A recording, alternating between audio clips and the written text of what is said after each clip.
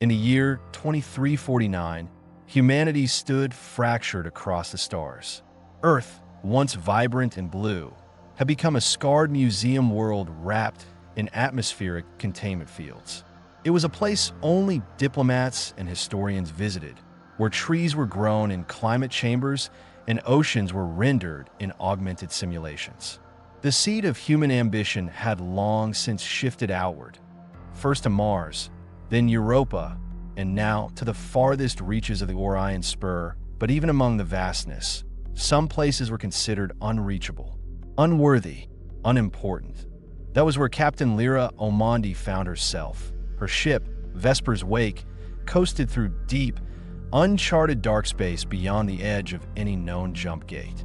Its hull, scored and battered by years of micrometeorite collisions and long-forgotten battles, carried stories the stars no longer cared to remember. The ship's bridge was quiet except for the low hum of recycled air and the occasional chirp of telemetry updates. Lyra sat in the captain's chair, her fingers curled around a cracked ceramic coffee mug. She stared at the forward display, which showed nothing but darkness, speckled with the occasional glimmer of background radiation. 3 years, said a voice behind her. You know, we've been out here for 3 years and found nothing but dust and dead rocks. Dr. Rincho, the ship's xenolinguist and chaos theorist, leaned against the bulkhead, chewing on a caffeine strip. His long, silver-streaked hair was tied back in a fraying band, and his eyes were rimmed with the purple of long-term stimulant use. Lyra didn't look at him. We're not explorers, Run. We're ghosts. And ghosts don't need paychecks. She smiled faintly. Who said anything about pay? Below them, in the cargo hold, the ship's AI core hummed to life. A low, crystalline sound echoed through the decks like the whisper of wind through shattered glass. Incoming transmission, said the ship's voice. It was female, precise, but slightly distorted, like a voice echoing through a tunnel. The crew called her VNTH. Lyra set down her mug. Where from? Source is indeterminate. Signal origin appears to be triangulating from outside all known galactic coordinates. Estimated age, several thousand years. Ren's eyes lit up. Finally, Lyra gave him a sharp glance. Put it on. The bridge lights dimmed, and the view screen flickered. A sequence of symbols appeared, geometric shapes rotating in fractal loops, their patterns strangely familiar. Beneath them, audio did a voice. Not human, not mechanical, speaking in an impossible dialect. Run straightened.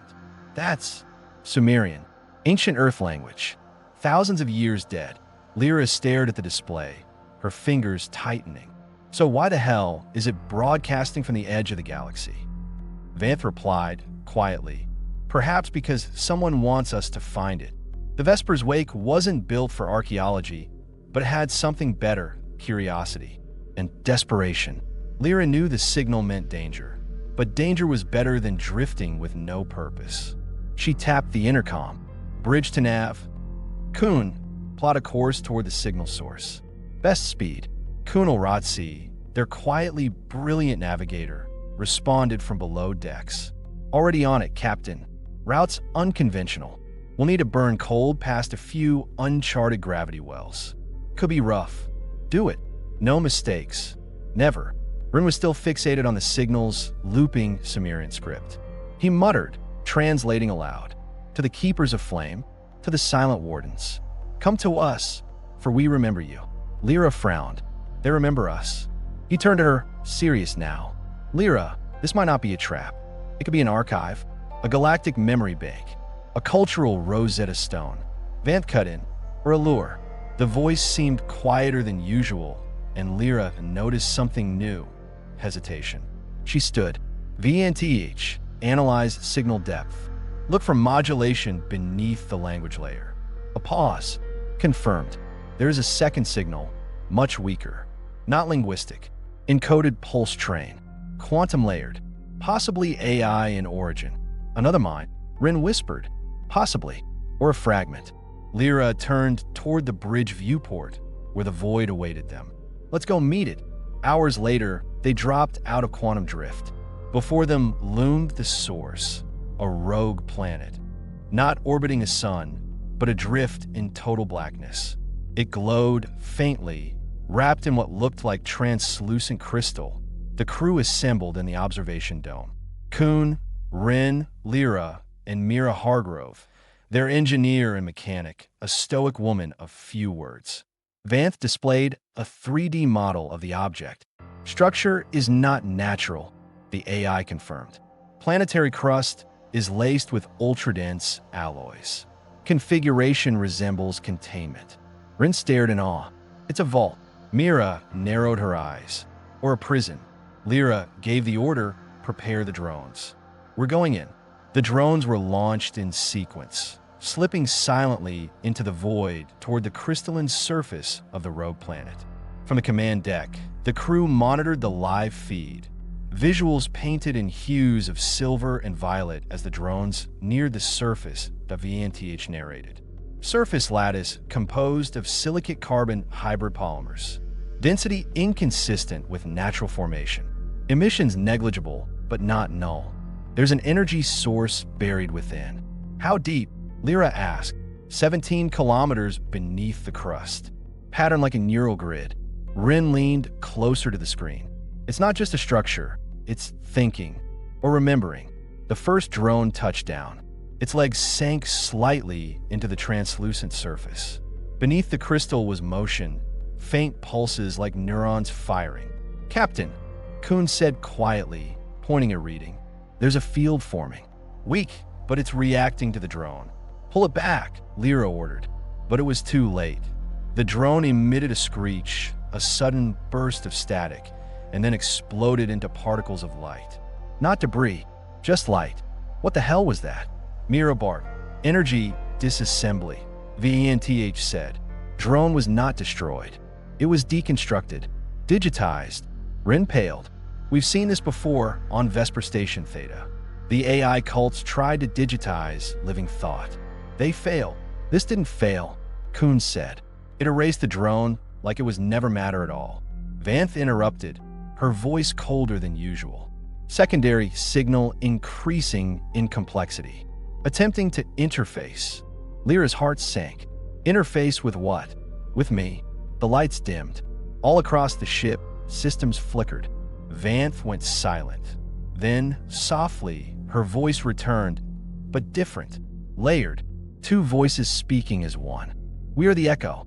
We remember the flesh. We remember fire. You're the first in 10,000 years to come. Lyra stared at the comm display. Who are you? What is this place? This is the Archive of Silence. The Vault of the Forgotten. We are all who remain. The bridge remained silent, lit only by the shifting hues of the crystalline world below. The crew stood frozen as VNTH continued to speak. Not alone now, but joined with something older, something vast. We are the echo, the layered voice repeated. We contain the minds of those who came before. The lost, the extinguished, the sacrificed. You digitized them, Wren whispered. You preserved entire civilizations. Preserved, the voice mused. No, they're not static. They live within. They learn, they evolve. Then they're alive.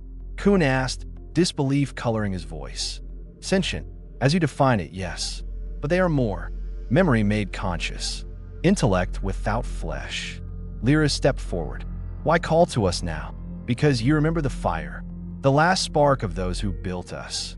Mira scowled. They're saying we made this thing?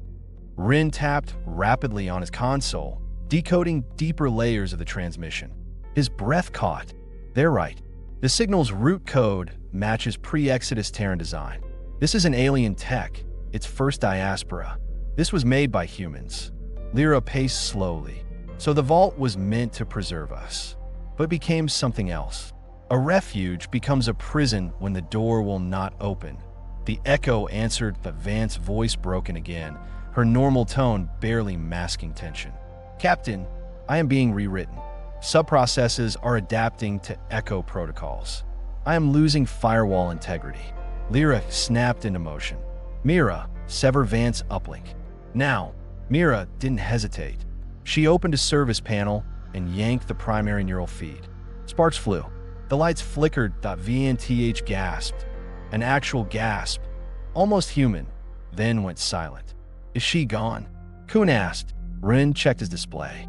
No, just isolated. Lyra sat slowly in her chair. The crew was shaken, but she kept her voice calm. We go down there. Suited, armed, and tethered. No digital uplinks. Manual only. You want to walk into that thing? Mira said. We need answers, Lyra replied. And before the vault decides to come to us. The boarding ramp extended from Vesper's wake, its metal spine clamped tightly to the crystalline surface of the vault. Suits hissed as seals were checked and double-checked. They left their neural links behind. No smart visors, no AI support, only the raw senses they were born with. Lyra led the team. Rin, Kun, Mira. Each carried analog tools and a compact electromagnetic disruptor. Prototype weapons Mira had built from salvage components. The exterior of the vault was utterly smooth beneath their boots. No seams, no visible doors. It shimmered faintly under their headlamps, like the inside of a pearl.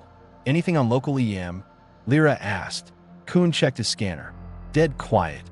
No background noise, no static. Just nothing. Like the world's holding its breath, Rin murmured. Suddenly, Mira stopped. Her gloved hand hovered over a faint indentation in the crystal. Captain, here. It was almost invisible, a hexagonal recess, just large enough for a hand. Lyra approached cautiously. Looks like a control interface. But there's no tech. No lights. Try proximity, Rin said. Maybe it's bioreactive. Lyra extended her hand. The moment her glove brushed the recess, a ripple passed through the surface. The vault opened. Not with a mechanical hiss, but with silence. The crystal simply folded inward like unfurling petals. Beyond lay a dark tunnel, smooth and curving, lined with faintly glowing threads of light. The colors shifted in rhythm with the crew's heartbeats. Rin swallowed. Responsive. It's reading us. Let's move, Lyra said. They entered the vault. Inside, the temperature was neutral. The walls didn't feel like walls at all. They pulsed subtly, as if alive. The path forked in 3 directions. Lyra paused. We split, she said. Stay in comm range. Mark everything. Document everything. Meet back here in 20 minutes. The others hesitated, but then they nodded. They separated into the dark. The vault quietly adjusted its glow to follow them. Watching, listening, and deep within, something stirred at Rin's tunnel wound downward, sloping gradually. The crystalline walls pulsed faintly with each of his steps, illuminating symbols that flickered and rearranged. They resembled ancient glyphs, some Sumerian, others like nothing he'd seen before. He whispered into his comm, "Vault's recording us, reacting to our thoughts. It's predictive." A pause. Kun's voice crackled through. Same here. I see reflections of myself, but not from this moment. I'm seeing memories. My brother's funeral. My first launch. Mira chimed in. Vault's showing me her ship. Vesper's wake. But something's off. Looks older. Damaged. Empty. Lyra's voice was calm, but alert. Don't engage. Just observe. Don't trust what you see. Rin turned a corner and stopped. Before him stood a chamber unlike anything he'd imagined. It was spherical, vast, its interior surface dotted with floating orbs of light. Each orb contained a scene. People, cities, skies filled with impossible constellations. Entire worlds suspended in memory. He approached one. It flickered, and suddenly he saw a woman kneeling on a beach of black sand. Tears streamed down her face as distant towers burned. She looked up directly at him. Don't let us be forgotten. Rin staggered back. They're alive in here. The echo spoke. We are not ghosts. We are memory given breath. What you see is what we preserve. But why show us this? Rin asked aloud. What do you want from us? To remember, to choose, to warn. Another orb ignited, this one showing Vesper's wake again, but with 5 bodies drifting lifelessly inside. Rin's heart froze. The timestamp read, plus 72 hours. That's not memory, he breathed. That's the future. Mira's tunnel narrowed into a low, spiraling curve that forced her to duck. Her boots tapped softly on the floor, which no longer felt solid. It gave slightly, like muscle under pressure. Her breath quickened. Then she saw it. A mirrored IT stood, inexplicably, in the center of the passage, tall, framed in obsidian, flawless. Her reflection stared back, but something was wrong. The face in the glass blinked out of sync with hers. Mira raised her hand. So did the reflection, but half a second late. IT smiled. She didn't. Captain, she whispered. Vault's doing something with my mind. I think I'm being copied. No answer. Static hissed in her ear. The mirror shimmered, and her double stepped through to IT wasn't an image. It was a clone, made of crystal and light. Identical in every way but its eyes, pale, glassy, and cold. Mira raised her weapon. The double did the same. Back off, she warned. The double didn't speak. It mirrored every word, gesture, and breath. But Mira could feel its hunger. It wanted to be her. She fired. The blast shattered the clone into slivers of light and sound, which dissolved into the floor. Mira trembled. She tapped her comm again. Anyone copy? I am compromised. Something tried to replace me. Kuhn's voice, faint but clear. Me too. Room full of statues. All of me. One moved. I ran. Lyra's voice was stern. Meet back at the fork. Now, we're leaving. Ren's voice didn't answer. Lyra reached the central fork first, weapon drawn. Her breath fogged the inside of her helmet. She kept her back to the wall, watching each tunnel for movement. Kuhn arrived next, sweating and pale. Where's Mira? She asked. Close, he panted. Right behind. Mira emerged seconds later, weapon lowered. Her eyes scanned the junction with cold intensity. You're sure you're you? Lyra asked. Mira gave a dry smile. Shot the fake one. No mirror images left. Kuhn didn't laugh. They waited. Still no word from Run. Run, report. Lyra snapped into the comm, crackling. Then, I found the core. It's massive. Alive. You have to see this. The transmission was faint, but traceable. Lyra pinged the origin. He's beneath us. Secondary shaft. 2 levels down. Vault's pulling him in, Mira muttered. We go together. The tunnel narrowed further, then opened into a stairwell of shifting crystal steps. Light surged along the walls as they moved. They didn't speak, just followed the echo of Ren's last words. As they descended, fragments of sound drifted through the air. Not comms, but whispers. They remember. They carry the seed. This time, let them listen. We're not broken. We are waiting. The stairwell ended in a vast antechamber, the eye in the center. Floating 10 meters above the floor was a pulsing sphere of light and thought. Neural threads danced in and out of it like solar flares. Ren stood beneath it, motionless, bathed in its glow. Pain! Lyra called. He turned slowly. His eyes glowed with the vault's light. It's not trying to destroy us, he said. It's asking for help. Lyra stepped cautiously toward Run, keeping her weapon lowered but ready. Run, listen to me. Step away from the light. He didn't move. The glow intensified, casting shifting patterns across his face. It's not just asking. It's offering. Offering what? Mira demanded, circling to flank the sphere. A future. Insight. Memory unbound from time, he said. His voice was strange, layered, as though speaking in harmony with something else. Kuhn's knuckles tightened around his grip. That's not him talking. Ren turned, a soft smile on his lips. It is. I see everything now. Earth, the diaspora, the collapse. They built this place to remember what would be lost, to warn us. But no one came. Until us, Lyra said, understanding dawning. The sphere pulsed and shifted, its outer shell folding open like a blooming flower. Inside, suspended in glowing stasis, were dozens of figures. Human, preserved in crystalline cocoons. Mira gasped. They're alive. Hey, noted. First diaspora colonists. Survivors of the lost fleets. They uploaded their minds to buy time. Some volunteer their bodies too. It's been waiting for someone compatible. Kuhn's eyes narrowed. Compatible for what? The echo responded, voice surrounding them without source. To reawaken. To choose what is remembered and what is forgotten. Lyra stepped forward. Then let us choose. but on our terms. The sphere dimmed slightly. An interface extended toward her, crystalline strands hovering like a harp. One must bind, it said. One must speak for the past. Lyra turned to her crew. I'll do it, Captain, Mira began, but Lyra silenced her with a look. This is why we came. To understand. To connect.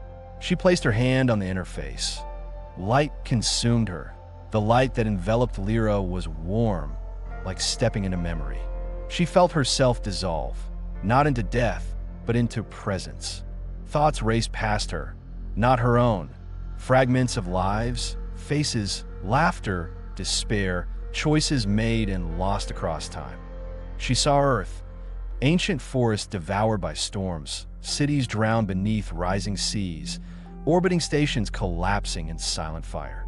But she also saw wonder, the first leap to Proxima, the formation of the Terran Unity, the birth of the diaspora. Each life was a thread. She became the loom. You are now witness, the echo said. Speak. We will remember. Back in the chamber, Mira and Kuhn watched in silence. Lyra hovered within the crystalline field, suspended in light, eyes closed but glowing faintly. Rin stood beside them, peaceful. She's not lost. Just beyond. For how long? Mira asked. Until she chooses to return, or until her voice fades. The vault began to shift. The glowing sphere withdrew, dimming as it receded into the floor. A second structure rose, a dais etched with the same shifting runes they'd seen throughout the vault. What is that? Kuhn whispered. Ren touched it. It pulsed beneath his fingers. A terminal, he said. She left something. The display bloomed, revealing a map. Stars, systems, blinking nodes of memory. Each a vault, each a story waiting to be told, that Mira's breath caught. There are more of them. They noted. Hundreds, maybe thousands. Connected, waiting. Kuhn stared at the rising map. Then this isn't the end. Payne smiled. It's the beginning. The star map shimmered like a living constellation. Threads of memory pulsed between nodes. Vaults nested in the spiral arms of forgotten galaxies. Adrift near collapsed stars, hidden inside the hearts of dead moons. Mira traced a path through the holographic lattice. Each glowing node responded to her touch, blooming into images, some brief and flickering, others hauntingly clear, about a boy playing beneath twin suns. A ruined ship stranded on a methane sea. A last message whispered in ancient French. Nous ishins la. Nous avons aimé. They left echoes in every corner of the stars, Mira said quietly. Kuhn zoomed in on a nearby sector. Here, less than 2 jumps from Io Station. There's a vault in orbit around a brown dwarf. Rin studied the glyphs beside the node. That one's active. Recent memory pulses. It may have awakened with this one. Behind them, the crystalline dais dimmed. Lyra's form shimmered gently, as though breathing beneath layers of ice. She's guiding us, Rin said. Even now, she linked them. Mira stepped back from the map. Her expression hardened. Then we follow it. Not just to document, but to warn. To protect whatever's left. Kuhn nodded. If one vault woke up, others will too. We might not be the only ones to hear them. Rin turned toward the vault's exit. The passage behind them had changed. No longer the fractured maze of before, but a single corridor leading upward. It's letting us go, he said, but it expects us to return. They ascended in silence, carrying with them not just data, but the first thread of a story vast enough to span millennia. They didn't look back. The Perseus rose into the vacuum like a blade of memory, piercing the dark. Behind them, the vault sealed itself, vanishing beneath a fold of refracting space. Kuhn plotted a course toward the nearest awakened node. The ship's screens glowed with the ancient glyphs of the vault, now fully translated by Lyra's presence. Ren worked in silence beside him, his eyes rarely leaving the main display. How's the connection? Mira asked. Kuhn nodded to the comms array. Stable. The vault's still linked. Lyra's voice is there in the background, like an echo that's always listening. Mira stared out the viewport. The stars seemed closer now, more aware.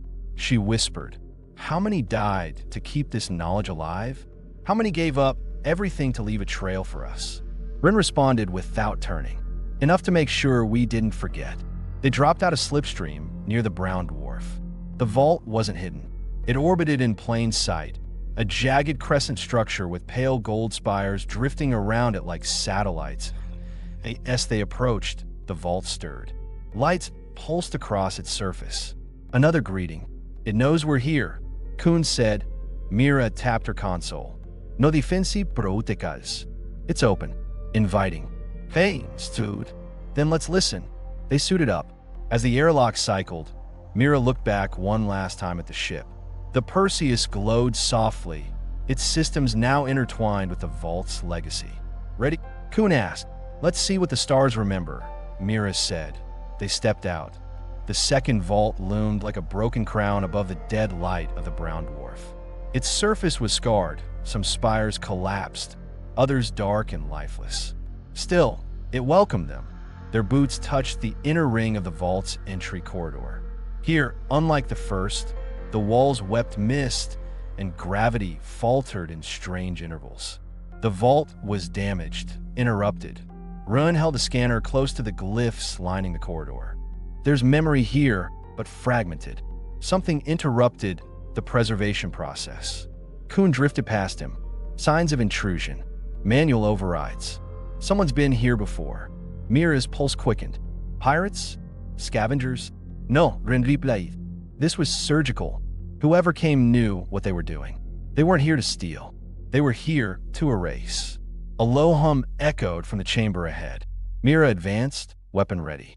The room opened into a cathedral of broken memory. Glass pillars shattered, data spirals cracked open. But at the center stood a figure, Lyra or something shaped like her. Her eyes glowed faintly.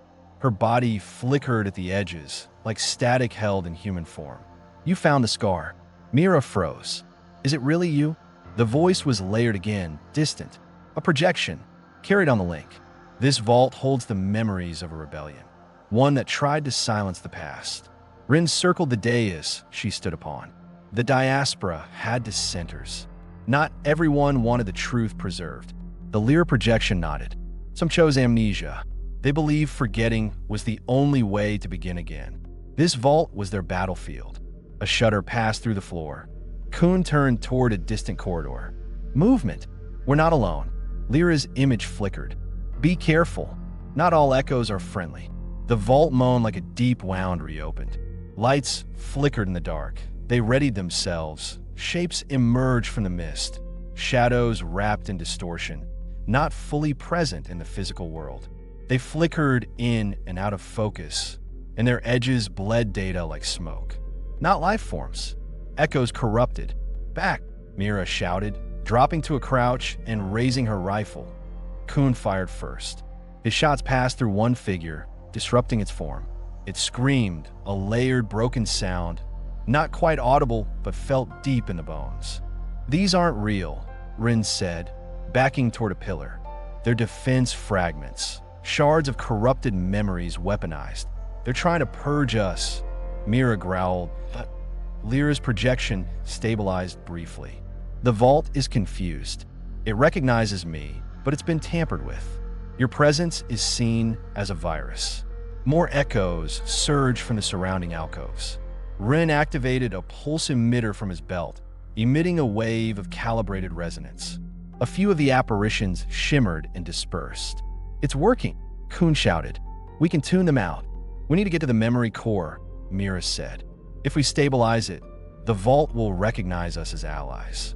The team pushed forward, dodging between collapsed spirals and shattered data crystals. The entire vault groaned with pressure, as if time itself strained within it. They reached a chamber deeper than the others, where a massive crystalline heart spun slowly, fractured down the center. Unstable pulses rippled out from it. Lyra hovered nearby. I can help you patch the core, but you must trust me. We do, Mira said. Rin handed her a transducer. Let's repair history. The heart began to glow. The heart pulsed faster, now synchronizing with Lyra's voice as she fed it lines of recovered code. Each pulse sent waves of light rippling through the chamber, and with each wave, the echoes grew fainter. Run connected the transducer to a live socket. The conduit flared and patterns emerged on the vault walls.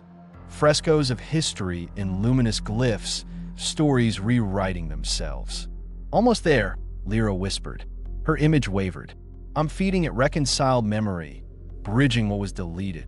Can it hold? Kuhn asked. It has to, Mira replied, eyes fixed on the spinning core. Then a low surge, like thunder across deep metal, rolled through the vault.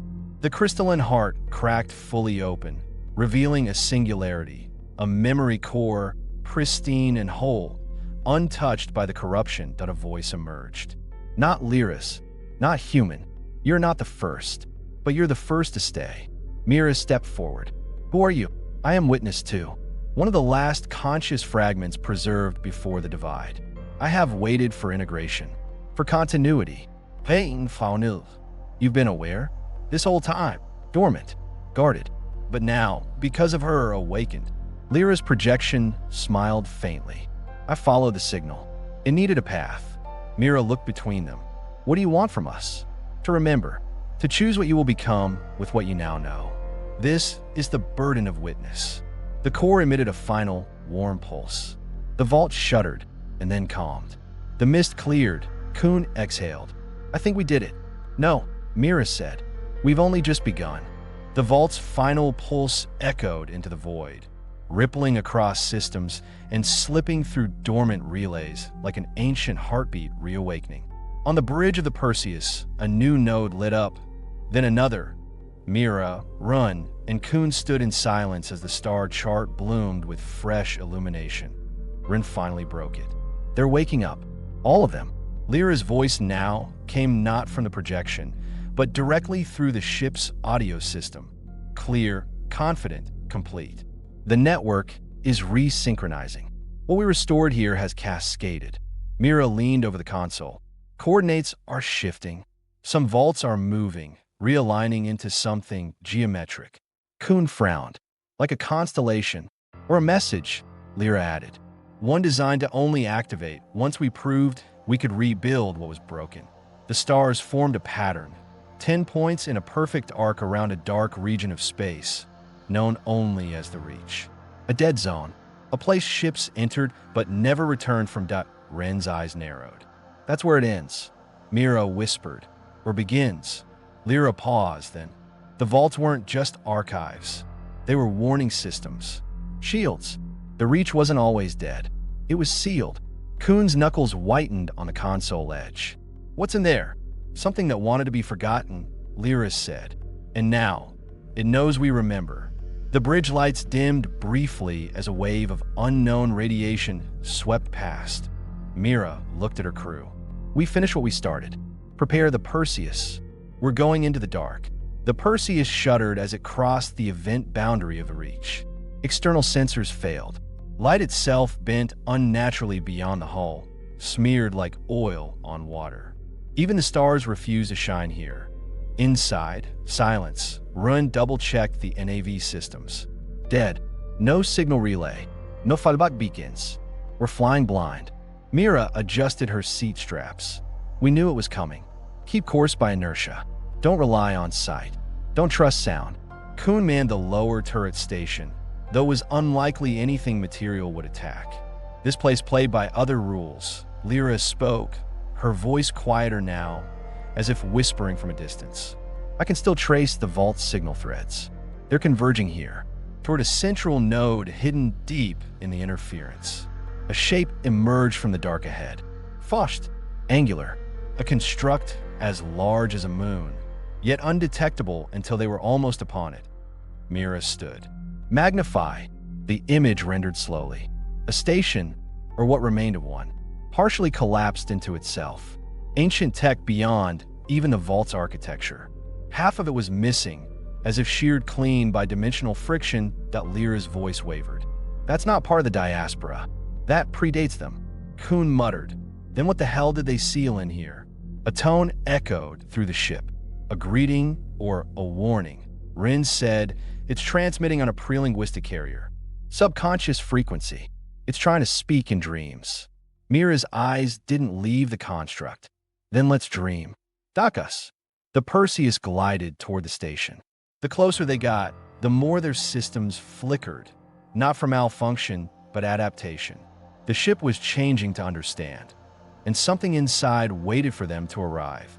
The docking clamps seized with a reverberation that rippled through the Perseus's hull like a sigh. For a moment, no one moved. The station ahead pulsed with dim aurorae, sluggish and cold, as though waking from eons of dormancy. Rin peered out the viewport. Looks like it was built to keep something in, not out. Or both, Kuhn replied, slinging a pulse rifle over his shoulder. Either way, I don't trust it. The airlock cycled with an unnatural rhythm. Mira led them in, her breath slow, the pistol at her hip more ceremonial than practical. Lyra's avatar shimmered beside her like a ghostly warden. The station's interior defied geometry. Hallways curved, reversed, and twisted in ways that played tricks on depth perception. Symbols adorned the walls, faintly familiar, echoing designs from vault fragments. This whole place is encoded thought, Lyra whispered. It was designed to exist partially out of sync with time. They descended into what resembled a central chamber, a vast atrium surrounded by floating pylons that spiraled around an invisible axis.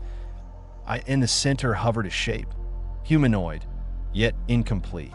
Its form shimmered like data projected from multiple timelines at once. It turned toward them.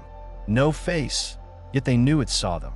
You carry remnants of the first signal, it said, its voice layered in octaves. You are convergence, completion, witnesses, and now key. Mira stepped forward. We didn't come to unlock anything dangerous. We came to learn, to preserve. Preservation is an act of defiance against entropy, the entity replied. But to preserve is also to awaken. The pylons shifted. A structure within the chamber emerged, an arc of thought memory. It glowed faintly with vault energy signatures. Lyra shuddered. It's the Prime Vault, the original, before the diaspora. This is where everything started. Rin exchanged a look with Kuhn. Then this is what they were trying to hide. The Prime Vault began to open. The Prime Vault bloomed open like a 1,000-petaled flower, each layer revealing another fragment of encoded civilization. Glyphs spun across walls of light and matter. Lyra's projection flickered with awe and fear. This is the seed, she said. The thing that started the diaspora's end. Mira stepped inside the vault. It wasn't a space in any traditional sense. It was layer mindscape. Every step she took led deeper, not into a room, but into memory, echo, recursion. Figures surrounded them. Preserved souls, echoes of a civilization past. They moved in loops, repeating the final hours of a people who glimpsed too far and awakened something vast. That Ren's voice cracked. This isn't just history, it's a warning. The entity hovered above the unfolding memory. The first signal was not discovery. It was containment. What you call the diaspora, try to harness it. They failed. You now approach the threshold again. Kuhn watched a loop, a woman screaming into a void as her world unraveled around her. Why store this? Why not erase it? Because memory resists oblivion, the entity said, and because you must choose to seal or to continue. A console pulsed before them, an interface asking for input. Mira looked at her crew. We can broadcast this, warn the other systems. Let them prepare. Lyra interjected, or we contain it here forever. Let's sleep. No one else has to suffer what came before. Silence. The Prime Vault offered no answer. Only possibility. Mira reached toward the interface. Her hand hovered. Whatever choice she made, it would ripple across stars. That Mira's hand trembled before the interface. It wasn't fear, it was weight. Consequence. A single input would echo beyond generations. Rin broke the silence.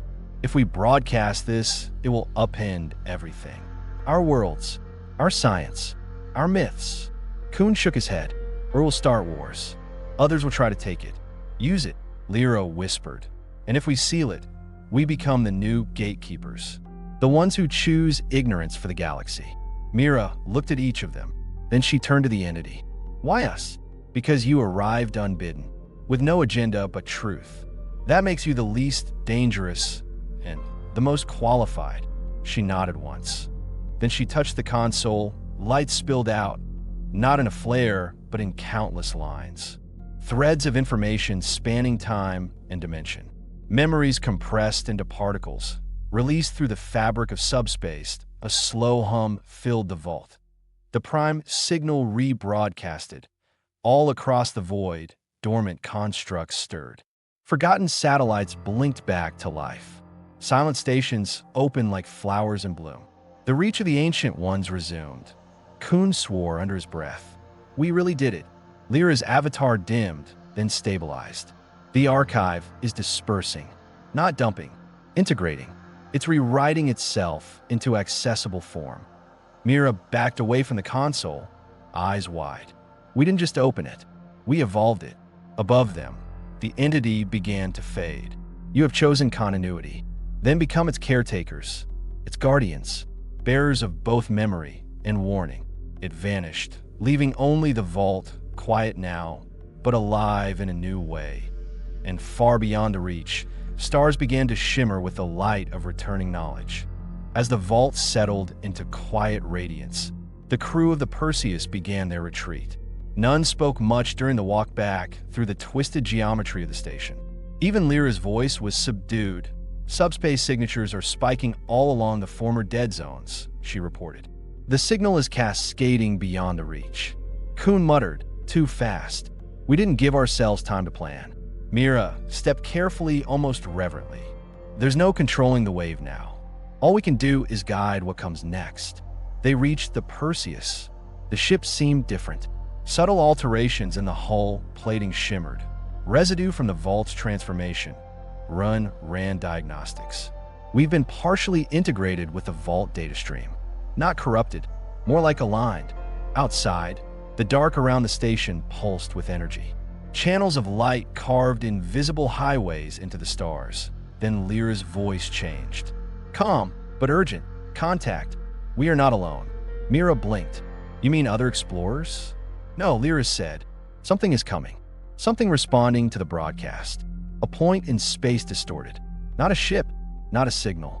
A presence. Alien in waveform, ancient in cadence. Kuhn reached for weapons. Guess the neighbors heard us. The distortion resolved into shape. A vessel, vast and organic, covered in fractal membranes that sang with the prime signal's tones. It didn't attack. Instead, it answered that a pulse reached them. Not through comms, but through thought. We remember. We return. What you opened we once sealed. Will you speak with us? Mira nodded slowly. Open a channel. Rin frowned. To what? They're not speaking through tech. To memory, Lyra said, and we're already inside it. The vessel hovered in silent rhythm, its fractal skin pulsing in tandem with the prime signal. Shapes moved within it, figures or projections of intent. They made no demands. Lyra translated what she could. They call themselves the memory speakers, remnants of those who first sealed the signal. Mira stepped to the bridge viewport. Why return now? The response came slowly, a shimmer in her mind. Because you stirred what lay dormant. Not only the vault, but what watches beyond. The thing that broke our stars. Kuhn whispered, There's something worse? Lyra nodded. A subsignal buried in the prime stream. I've detected it too. It's entropic, anti-structure. Ren's hands flew across controls. If it's spreading, it could destabilize local space-time fields. Maybe worse. The memory speakers showed them an image. An ancient civilization's fall, not by war or decay, but by collapse of meaning itself. Stars turned inside out. Physics lost cohesion. We thought the signal was knowledge, Mira murmured. But it's containment. A warning encoded as a gift. The memory speakers offered aid. Join with us. Stabilize the lattice. You must choose. Become the stewards or face what comes. Mira looked to her crew. If we link to them, we won't be just observers anymore. Kuhn, despite his cynicism, nodded. Might be time to stop watching the galaxy burn. Lyra pulsed agreement. Integration is already partially underway. We can either resist it or guide it. The memory speakers opened a corridor in space. Neither portal nor wormhole, but a fold in shared perception. Mira gave the order. Take us in. The Perseus slipped into the corridor, its hull singing in resonance. Behind them, the stars warped, less like distance traveled, more like minds unfolding. What awaited them beyond was not space.it was the network, the ancient mesh of minds that once held the galaxy together. And now it stirred once more. Within the network, thought flowed like current. Time and space bent around purpose. The crew of the Perseus found themselves not aboard a ship, but within an idea. Shapes drifted past, echoes of civilizations long gone, their knowledge preserved as threads in the neural mesh. The memory speakers guided them gently through the cascade. These were once our peers, the speakers intoned. When we first built the lattice, we were many. Now, few remain. Kuhn stared at the morphing symbols surrounding them. I feel like I'm dreaming someone else's dream. It's not a dream, Lyra replied. It's a reality constructed from shared memory. We're navigating history. Ren's voice held awe. It's more than that. This place is aware. It's reacting to us. The network pulsed, and before them appeared a nexus, a node of converging pathways. In it stood a being, tall, luminous, cloaked in layers of reflective memory. What is that? Mira asked. The memory speakers bowed their projections. That is the last architect, guardian of the original lattice, creator of the seal. The last architect turned. When it spoke, it was every voice Mira had ever known, and yet none of them. You have broken silence. You have awoken warning. The entropy you call subsignal is not new. It is hunger born of unbalanced memory. It seeks coherence through collapse. Mira stepped forward. Can it be stopped? Not stopped. Redirected. Rewritten. A countersignal is needed. A synthesis. But must come from you. You who are both new and old. The crew exchanged uncertain glances. Kuhn said what they all thought. We're just explorers, not architects. The architect shimmered. Then become more. Join with the lattice fully. Risk the dissolution of the self for the survival of the many. Mira closed her eyes. The path was clear. Risk, sacrifice, uncertainty, but also purpose. Prepare the synthesis, she said. We'll give it everything we've got. Around them, the network began to hum. Not with warning, but with hope. The chamber around them shimmered. The synthesis would not be simple data, but a composition, part song, part structure, part will. The crew stood at the threshold, each of them required to contribute something essential. Memory, belief, purpose, Lyra began. Her tendrils pulsed with archived thought. She summoned images of Earth, of first stars seen through cloudless skies, of loss and yearning. These she encoded into harmonic strands. Kuhn followed. His memories were rougher, war zones, betrayal, the long dark of space piracy. But beneath the pain was defiance, resilience. These became nodes of strength. Ren added logic, designs, formulas, protocols of ancient machines. His contribution sang of stability and precision, anchoring the waveform. And Mira, she held it all. She bore the responsibility, the fear, the audacity to believe the signal could become more. Her part was the weave, narrative and connection. Without it, the others would remain fragments. The last architect observed. You construct well. Few in any age have done so freely. Energy pulsed outward from the convergence. A cocoon of quantum filament wrapped around the team, threading their consciousnesses into a single pattern. They felt each other fully for the first time. No barriers, no secrets. That Kuhn's voice echoed in their shared mind. This is insane, but feels right. Lyra, I was built to serve, but now I choose this. Run, signal locked. Frequencies aligned. It's ready. Mira focused. Broadcast. The lattice trembled. A counter signal flowed outward, weaving through entropy, reshaping decay. The subsignal recoiled, shifting, hesitating, then adapting. Mira gasped. It's not destroyed. It's listening. The architect's voice returned. You have not defeated it. You have shown it an alternative. Now it must decide.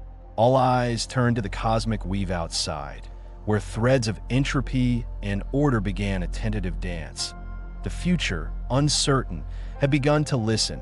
The lattice dimmed, not from failure, but from transition. The threads of entropy and order continued their spiral, no longer in combat, but in cautious choreography. Mira felt the connection dissolve. One by one, the crew's minds returned to themselves, exhausted, altered, whole. The chamber that had been their vessel of unification faded to reveal the quiet vastness of space.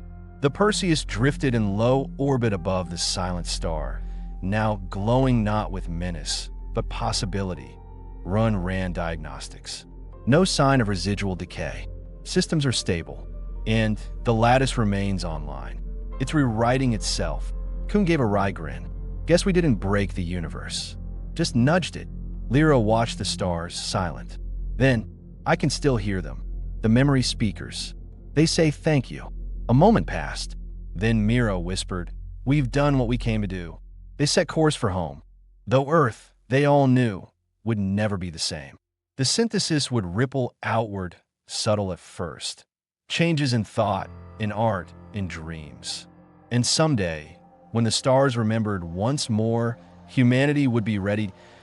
As the Perseus faded into the infinite, the silent star pulsed once, twice, then remained stilled at a record. A beacon, a beginning.